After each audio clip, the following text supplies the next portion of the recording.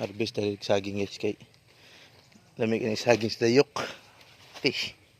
Gudagkuan nagsagbot eh. Isprehan na to ni ugma diri guys. Okay, ang belangoy, natabunan ng belangoy.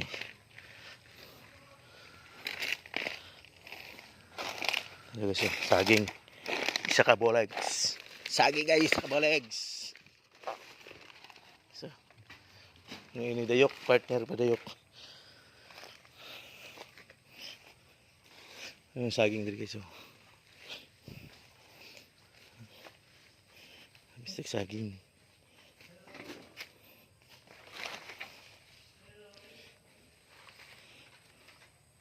Lingkod pa mong ro.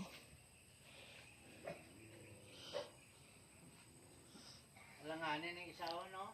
Langanin lingkod. Pero pwede na, di ba? Ang kuda lang galing. Asa? Ang koral. Ah, kani? Oo. Pwede na na? Pwede na ba? Oh, pwede na na.